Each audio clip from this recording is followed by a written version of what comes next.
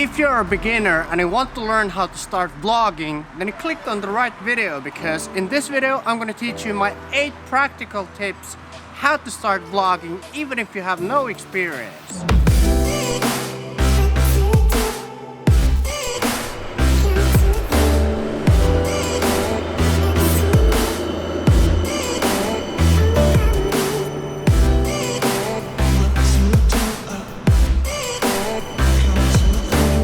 So, talking to the camera is not the most natural thing to do, obviously, especially if you're a beginner. And one of the mistakes that I see beginners do is they often look at the flip out screen like this instead of looking into the lens of the camera.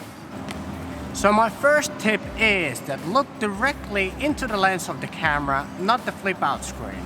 Think about it this way. When you're talking to a person, you don't look them in the forehead, but you look them in the eyes. So when you look directly into the lens of the camera, it feels way more natural to the viewer. Check this out.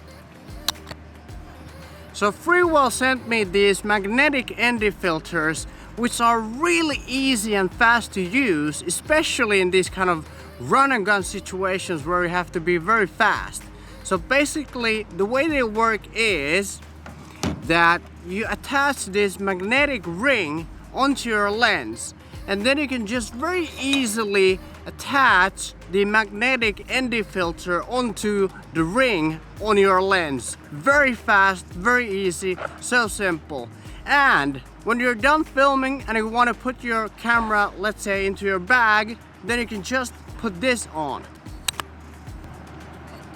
So it also has this magnetic cover for the ND filter, so that you don't have to remove the ND filter when you put your camera back into the bag. A huge thank you for Freewell for sending me these really cool ND filters.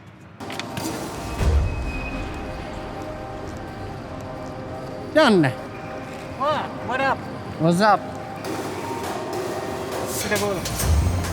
Hey, let's mennä. Yeah.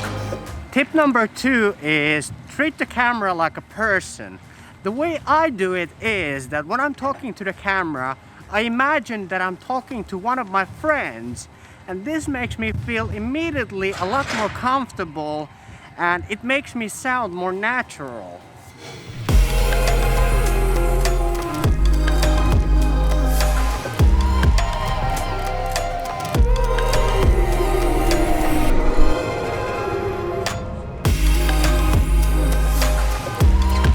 One of the challenges for us vloggers is to try to keep the vlog interesting and try to keep people watching.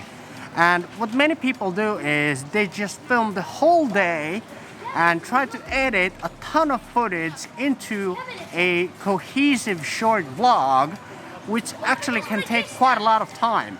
What I like to do is I plan my whole day and what I'm gonna do during the day.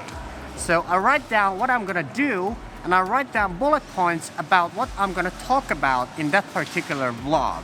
This way, it's a lot easier to edit an interesting condensed vlog, and because of that, it's more likely that people will watch the whole video. If you're finished, you know why this is so funny that I'm getting this free Corona bucket. Because here in Finland, every time there's an ad that if you buy this or that, you get a free bucket.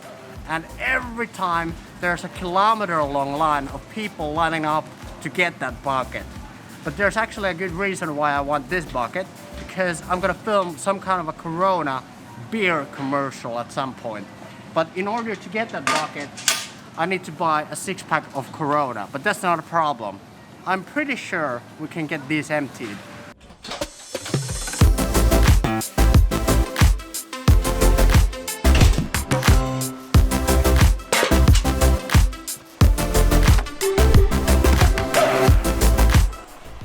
So the reason why we came here to Janne's place is that I haven't seen Janne in, I think, like in months, like in several months. And I thought that I want to hang out with him. And at the same time, I remembered that I need to film next week's video. So I thought that this would be a perfect opportunity to combine filming the video and also hang out with the guy. If you have watched a lot of vlogs, you might have noticed that some people tend to ramble a lot before going to the actual point. So my tip number 4 is record short sections at a time. So what I do is I record only a couple of sentences at a time, and that makes it so much easier to remember what I was actually gonna say, and it makes it a lot easier to sound natural when I'm talking to the camera. In 2021, people's attention span is typically quite short. So if it's just your face talking to the camera, people might easily drop off and end up watching someone else's video. I forgot what I was supposed to say next, and this is not the first time.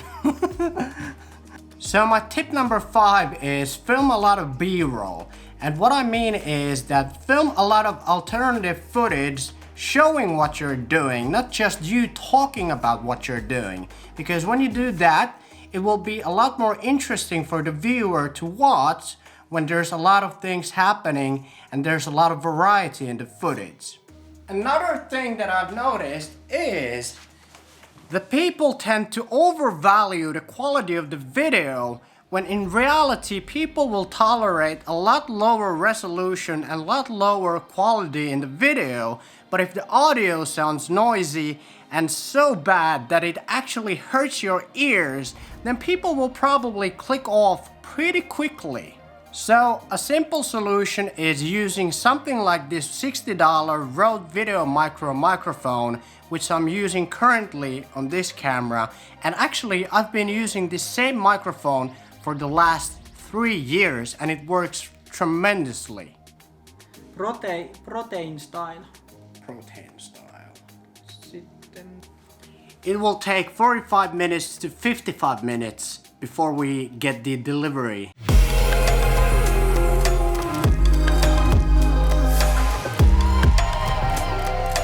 Also, I've noticed that people tend to overthink about gear, when in reality, your viewers don't care about what gear you use to film the videos.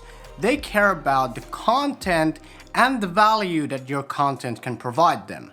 So just use whatever gear you have. Even if you have just a smartphone, that's really all you need to start making videos. I think it's very sad that some people won't start vlogging or their YouTube channel because they feel that they're not ready yet or that they don't know all of the answers. Well, guess what? You don't need to know all of the answers. My tip number 8 is just have fun and create the kind of videos that you feel like you want to create. And as you go along, you will notice what will work for you and what won't work for you. So thanks for watching, and if you enjoyed this video and want to see more, I highly recommend that you watch either one of these videos somewhere here on the screen, because I'm pretty sure I'm pretty sure that you're gonna like either one of them. Okay, thanks for watching and I'll see you in the next one. Take care.